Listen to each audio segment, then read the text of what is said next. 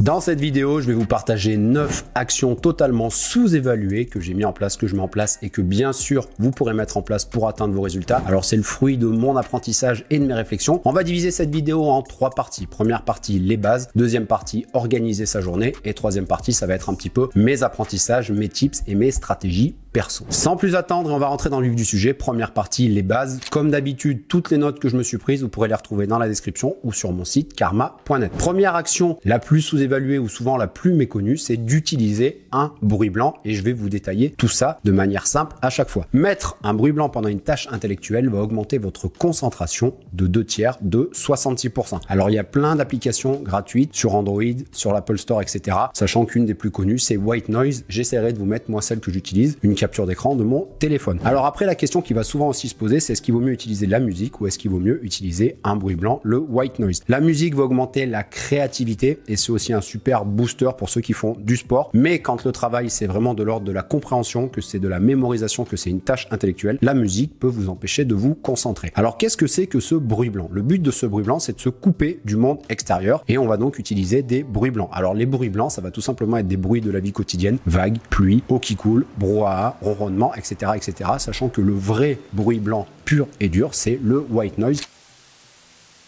Vous pourrez le retrouver sur l'application. Le son que vous allez utiliser n'est pas forcément primordial parce qu'il va être entre parenthèses éteint par votre cerveau et par votre oreille interne au bout de 10-15 minutes et au final vous allez finir par plus l'entendre, ne plus vous rendre compte que vous avez ce white noise, ces bruits blancs, ces bruits de la vie quotidienne dans vos oreilles. L'oreille interne, comme je vous le disais, en accord avec votre cerveau, va éteindre ce bruit blanc, va se dire que c'est pas un danger et va faire totalement abstraction de ce bruit et donc du monde extérieur et c'est à ce moment-là que vous allez rentrer dans un état de flow, dans un état de concentration totale et c'est là que ça va augmenter vos performances et votre concentration et vos tâches intellectuelles de 2/3 de 66% sans rien changer à ce que vous faisiez. Donc première action vraiment sous-évaluée, mettre un bruit blanc pendant une tâche intellectuelle va augmenter votre concentration et vos capacités intellectuelles de 2/3 de 66%. Deuxième partie, et il est bien connu, on va pas forcément le développer, mais je vais vous faire quand même un petit rappel. Faire du sport 3 fois par semaine augmente vos résultats de 20% et 20% c'est énorme. Pendant et après une séance de sport, qu'est-ce qui se passe? Votre rythme cardiaque, pour faire simple, votre cœur va s'accélérer et ça va améliorer la circulation sanguine, l'irrigation bien évidemment de vos muscles, mais également de votre cerveau. Et votre cerveau va produire des hormones, des neurohormones et aussi des neurotransmetteurs. Alors je vais pas rentrer dans les détails, mais je vais quand même vous en donner quelques-unes et surtout leurs bénéfices. La dopamine qui va stimuler votre attention, votre motivation et votre plaisir. La sérotonine qui va agir sur votre humeur, sur votre estime de vous et vos facultés d'apprentissage. Et la norépinéphrine qui joue sur votre attention et votre concentration. Ces effets, ces hormones, le sport aident votre cerveau à se développer et ça joue aussi sur la plasticité cérébrale, c'est-à-dire la capacité de votre cerveau à se modeler, à se développer, etc. Pareil, vous n'êtes pas obligé de faire 10, 15, 20 heures de sport par semaine. Et aussi, ce que je voulais vous partager, c'est pour ça que je voulais vous le dire, c'est que la marche reste peut-être le meilleur sport au monde et le plus sous-évalué. C'est toujours mieux, en tout cas au niveau corporel, au niveau de la santé, d'aller marcher plutôt que de courir au niveau des traumatismes, au niveau articulaire, etc. Ça, c'est un autre débat. Mais ce que je voulais vous partager, c'est que le faire du sport 3 fois par semaine et à partir de 45 minutes, même 40 minutes, les premières hormones vont se libérer, c'est même un tout petit peu moins de 40 minutes, mais faire du sport 3 fois par semaine augmente vos résultats et vos résultats intellectuels de 20%. Troisième partie, pareil, elle est très connue et après on va rentrer dans les choses un petit peu plus techniques, mais c'est quand même un bref rappel. Une nuit de sommeil de 7 heures, et ça c'est des études américaines, améliore votre vitesse d'apprentissage de 20%, 20% c'est colossal, et votre précision de 39%. Alors diverses études sur le sujet affirment que dépasser 72 heures sans dormir est quasi impossible et ça paraît logique. La preuve, on peut passer 30 jours sans manger, une semaine sans boire, mais grand maximum 3 jours sans dormir et le temps de sommeil optimal est aux alentours de 7-8 heures, etc. Alors ça va dépendre des personnalités, ça va dépendre un petit peu de vos rythmes de vie, etc.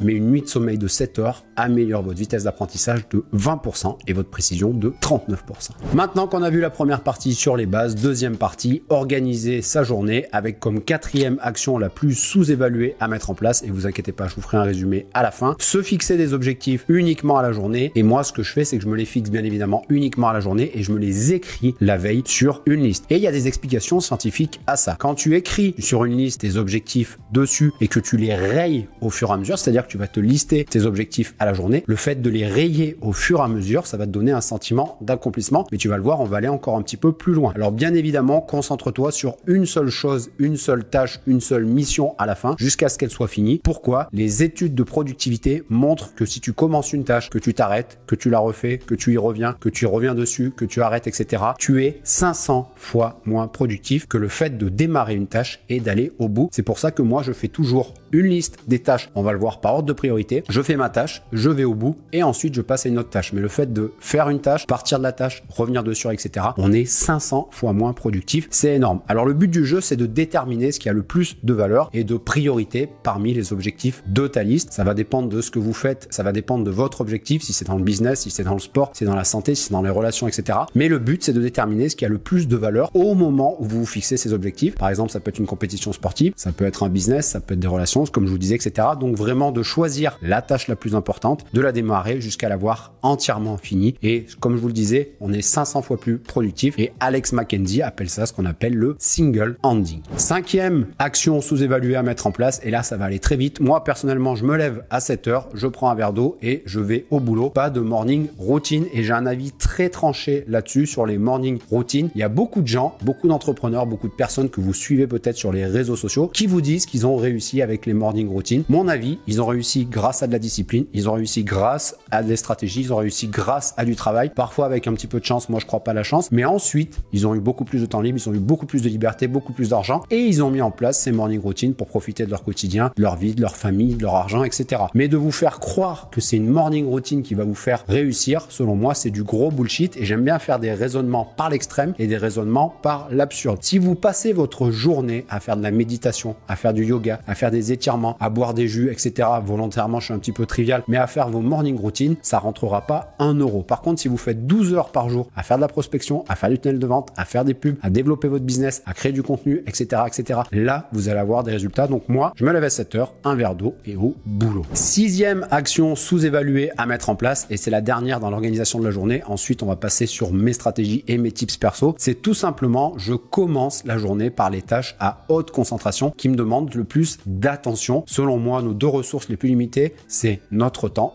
et notre attention à l'échelle de notre vie. Et je vais finir la journée avec les tâches qui me demandent le moins de concentration. Aujourd'hui, en tout cas au moment où je vous ai fait cette vidéo, comment je structure ma journée? Je commence toujours par la lecture, ensuite écriture, article, script, post, etc. Ensuite, création de contenu, éventuellement soit enregistrer une voix, soit faire une vidéo, etc. Et ensuite, je vais consommer du contenu. Là, ça va être plutôt de la consommation passive vidéo. Mais dans l'ordre, moi, c'est la lecture qui me demande le plus vraiment de concentration, ensuite écriture, ensuite création de contenu, ensuite vidéo. Et enfin, troisième et dernière partie qui, selon moi, est la plus intéressante avec le 7e, 8e et la 9e action les plus sous-évaluées à mettre en place pour avoir des résultats. 7e action, privilégie les zones de travail entre 7 et 11 heures, puis entre 15 heures et 19 heures. J'avais déjà fait une vidéo là-dessus. C'est ce qu'on appelle les zones chaudes et c'est basé sur les rythmes circadiens. Ce qu'il faut retenir, c'est qu'il y a 3 grands types de zones. Les zones chaudes de 3 heures du matin à 11 heures, puis de 15 heures à 19 heures. Il y a les zones mortes de 11 heures à 15 heures et ensuite on a la zone noire de 19 heures à 3 heures du matin. Ce qu'il faut retenir,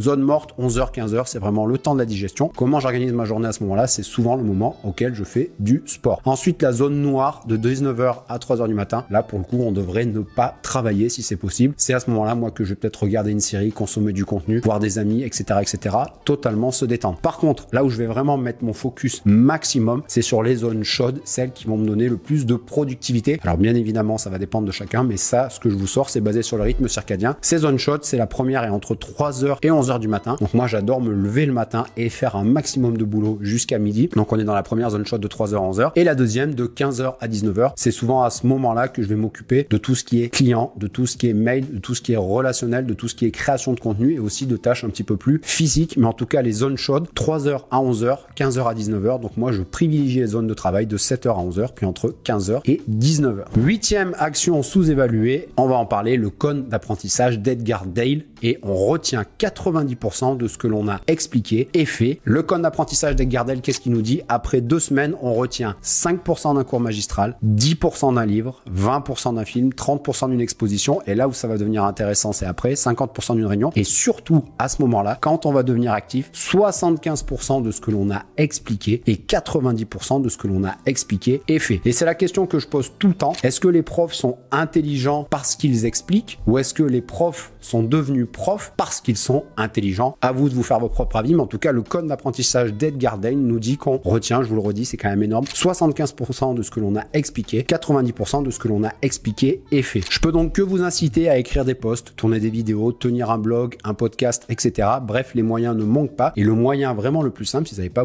envie de vous exposer ou de créer du contenu, n'hésitez pas soit à vous parler à voix haute, soit à tenir un journal, ou même à expliquer, parler à un mur, un petit peu comme moi je pourrais le faire en m'imaginant que je parle à une caméra tout simplement. Alors je sais que je vous parle à vous, mais le fait d'expliquer et faire, le fait de créer du contenu, c'est sûrement ce qui me fait progresser le plus. Alors d'une, je vais avoir de la recherche, mais de deux, je suis obligé d'expliquer. Et vous le savez, je ne parle que de choses que j'explique et que je fais. Je ne parlerai jamais ou je ne conseillerai jamais des choses que je n'ai jamais utilisées. Pour moi, il y a bien assez de personnes qui le font là-dessus sur Internet. 9e et dernière partie sous-évaluée. Et ensuite, je vais vous faire un résumé des 3 parties et des 9 actions les plus sous-évaluées à mettre en place. C'est le subconscient à utiliser. Ce qu'il faut retenir, le subconscient traite plusieurs milliards d'informations par seconde, alors que le cerveau conscient va en traiter que 4. Et ce qui a vraiment changé ma vie aujourd'hui, c'est la lecture et l'apprentissage rapide. Et d'ailleurs, si vous voulez que je vous fasse une vidéo vraiment dédiée à ça, n'hésitez pas à me le dire en commentaire. Je vais vous donner quelques exemples du pouvoir du subconscient. Le conscient, c'est quand par exemple on va chercher le prénom de quelqu'un. Bon là au bout de la langue, etc. Ah purée, je me rappelle plus de son prénom, etc., etc. Plus vous allez chercher, vous êtes à 4 informations par seconde, moins vous allez trouver. Alors que quand vous allez prendre une douche, quand vous allez courir, quand vous allez marcher, quand vous allez faire autre chose, là c'est votre subconscient qui va travailler et tout de suite le prénom va vous revenir. Et je vais vous donner des exemples. Newton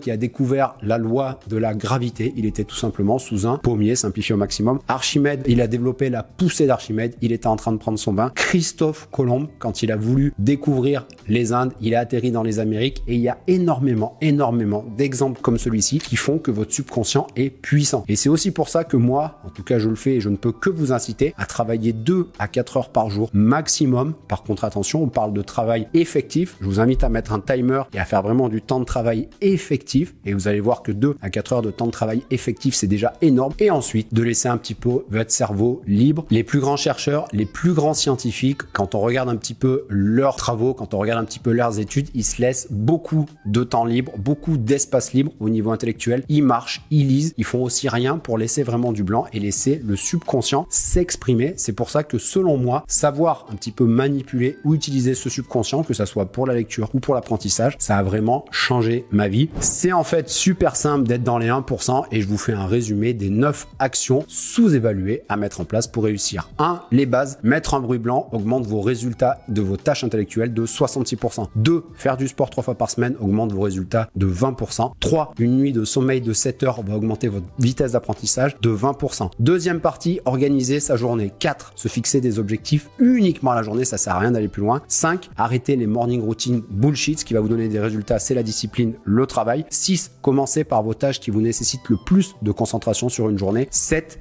Ça, c'est un petit peu mes tips perso. Privilégiez les zones de travail entre 7 et 11 heures, puis entre 15 et 19 heures. 8, on retient 90% de ce que l'on a expliqué et fait. N'hésitez pas à tenir un journal ou à parler. Et enfin, 9, habituez-vous à manipuler le subconscient, que ce soit avec l'apprentissage ou la lecture rapide. J'espère que cette vidéo vous a plu. Je vous invite à naviguer sur la chaîne et à vous régaler, consommer du contenu. J'en ai fait pas mal sur la fiscalité, le business et aussi sur mes apprentissages perso. Moi, je vous dis à la semaine prochaine pour une nouvelle vidéo. Et si vous voulez travailler avec moi, vous savez où me trouver.